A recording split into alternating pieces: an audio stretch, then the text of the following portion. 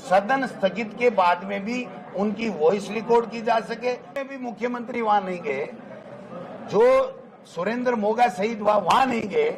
ओम बिरला जी के चाय कॉफी ठंडा पीने चले जाते हैं, दूसरे के मोहन भागवत जी के 3 दिन प्रणाम करने चले जाते हैं।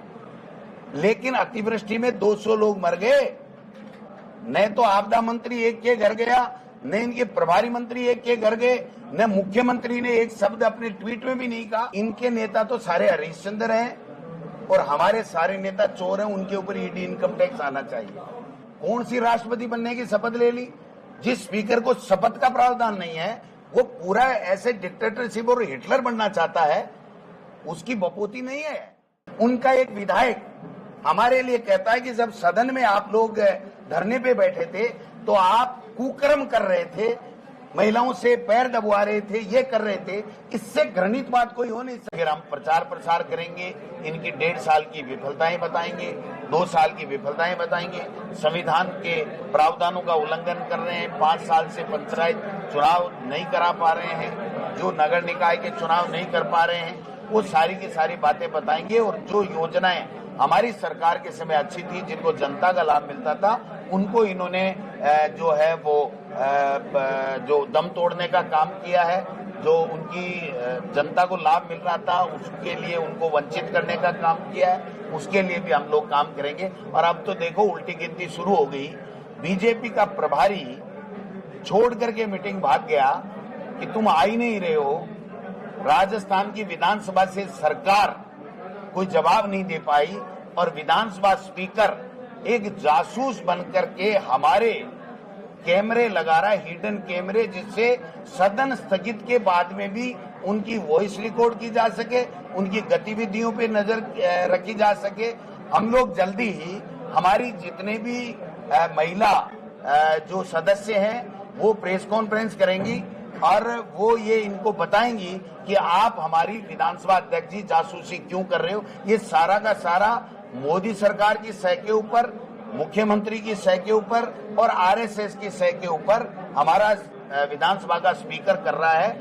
आज हमें पता चला है, जूली साहब ने पूरी निगरानी कर रखी थी, आरटीआई लगाई है, कि उन्होंने जो एक्सेस अपने रेस्ट रूम में जो सेट कर रखा था उसकी केबल उखाड़ी जा रही है, वापस लिपाई की जा रही है, वहां से सिस्टम को हटाया जा रहा है। इनकी चोरी पकड़ी गई है। जैसे राहुल जी ने मोदी जी की चोरी, वोट चोरी पकड़ी, वैसे हमने इनकी जासूसी की चोरी पकड़ ली है, टीकाराम जूली जी ने।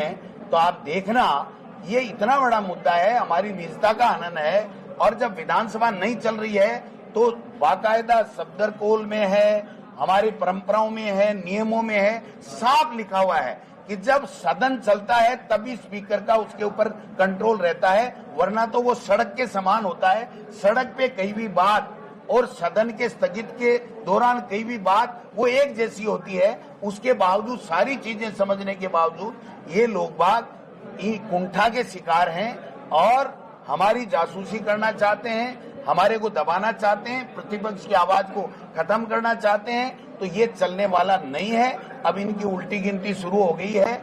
इसलिए चाहे कुछ भी कर ले, ये कैमरे रहते हुए ये विधानसभा का स्पीकर उस कुर्सी पे बैठ करके विधानसभा नहीं चला सकता, नहीं चला सकता, नहीं चला सकता। एक भारत पाकिस्तान पे वैसे तो कहता है कि हम बातचीत नहीं करेंगे, द्विपक्षीय बातचीत नहीं करेंगे। एशिया कप में मैच खेल रहे हैं, जबकि दुनिया कह रही है बाइकआउट करो, बाइकआउट। क्रिकेट का तो अमित शाह का बेटा है ना, उसका पूरा ऑल इंडिया का अध्यक्ष।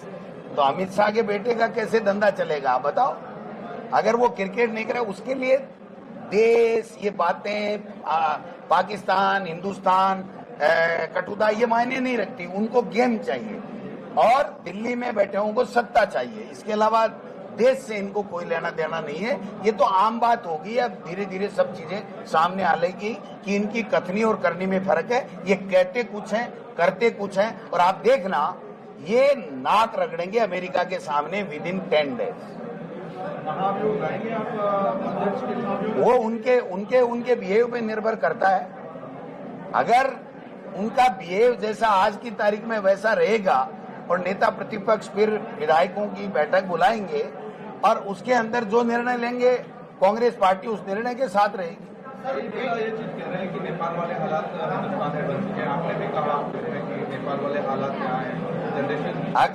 अगर आवाज दबाई जाएगी, मीडिया की आवाज दबाई जाएगी, जनप्रतिनिधियों की आवाज दबाई जाएगी, विपक्ष को बोलने नहीं दिया जाएगा, भयंकर करप्शन किया जाएगा, ईडी, इनकम टैक्स, सीबीआई का दुरुपयोग किया जाएगा और ईमानदार लोगों को बदनाम करने का षड्यंत्र रच करके उनको जेलों में डाला जाएगा और खुला भ्रष्टाचार किया जाएगा, लोकतंत्र को कमजोर किया जाएगा, संविधान को खत्म करने की साजिशें रची जाएंगी, तो कुछ भी हो सकता है भाई साहब। इसमें क्या बात है? वहां भी तो हुआ ही है ना। आज से 2 साल, 3 साल, 5 साल पहले किसी ने सोचा था क्या कि नेपाल में, श्रीलंका में ये होगा? तो ये हर व्यक्ति को, हमारा लोकतंत्र मजबूत है, हमारा संविधान मजबूत है और हमारा लोकतंत्र और संविधान को हम आंच नहीं आने देंगे। इसके लिए कांग्रेस को चाहे कितनी भी बड़ी बलिदान या त्याग करना पड़े वो करेगी। हम चाहेंगे, कांग्रेस चाहेगी कि वैसे हालात हमारे यहाँ नहीं हो, इसके लिए हमें कोई भी कुर्बानी देनी पड़ेगी तो हम देंगे।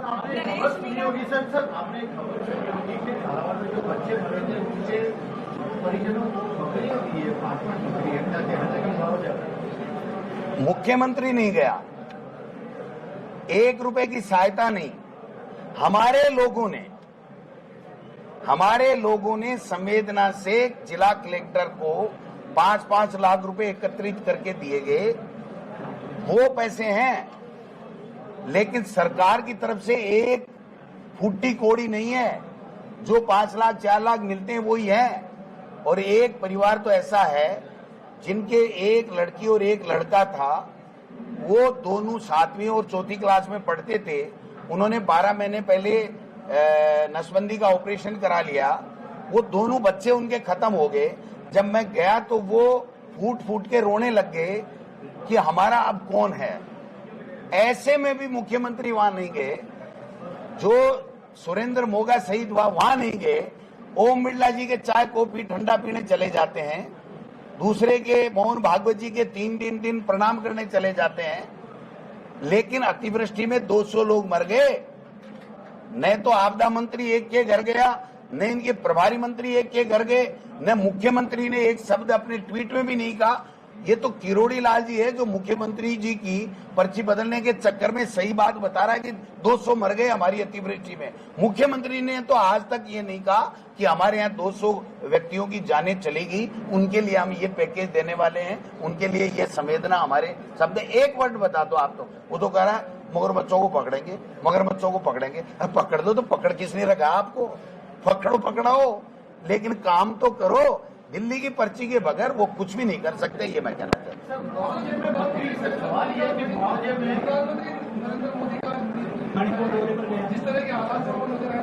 सब कुछ जला के, सब कुछ खत्म करके, और जब गद्दी पे आंच आने लगी तो मैसेज देने के दिए गए हैं, न कि हमदर्दी से गए। अगर हमदर्दी के लिए जाते, कोई पैकेज लेके जाते, कानून व्यवस्था ठीक करने के लिए जाते तो 2 साल पहले जाते, आज नहीं जाते। आज उनकी गद्दी पे आंच आ रही है, इसलिए उन्होंने ये नोटंकी की है कि मैं वहां जाके मैसेज दे दूं।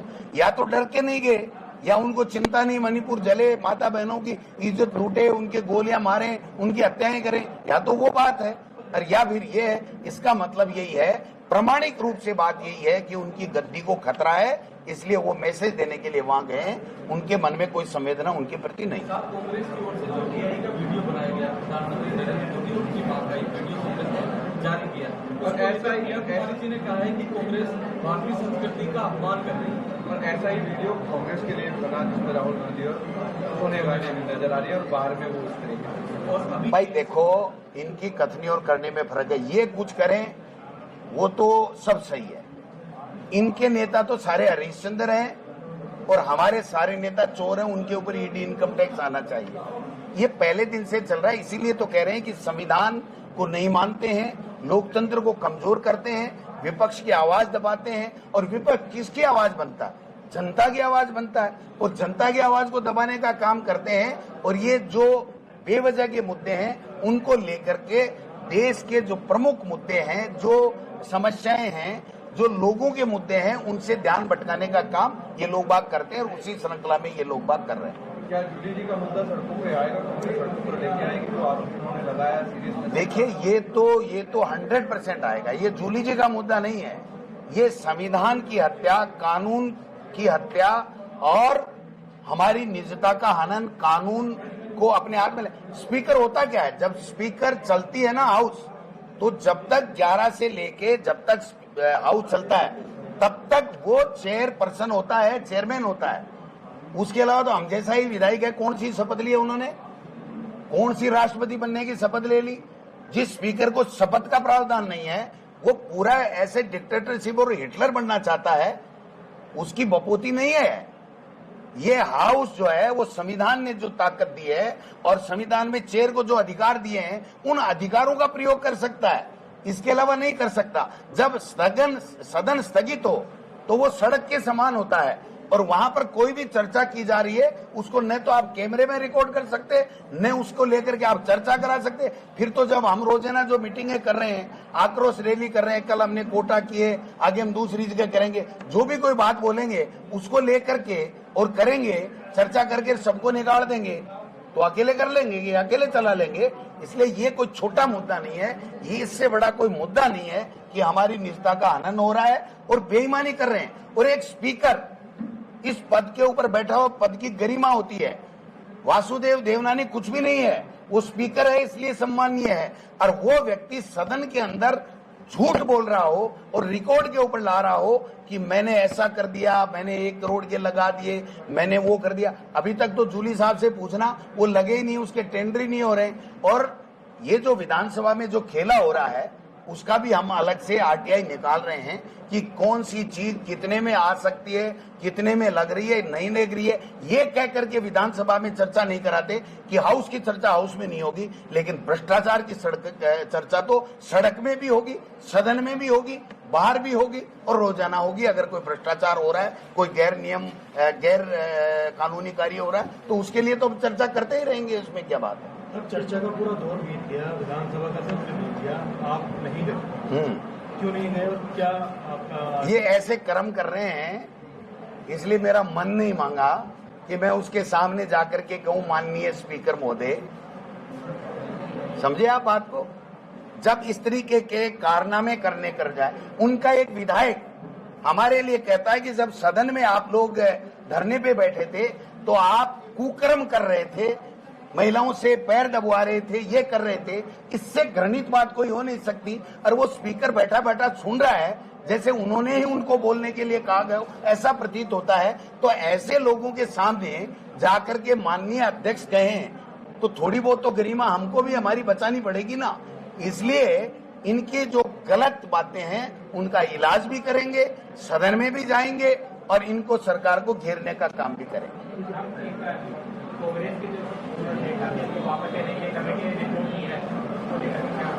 कोई भी ऐसी कोई बात आती है तो पार्टी हाईकमान को भेजी जाती है। अभी तक मेरे पास कोई ऐसी रिपोर्ट आई नहीं।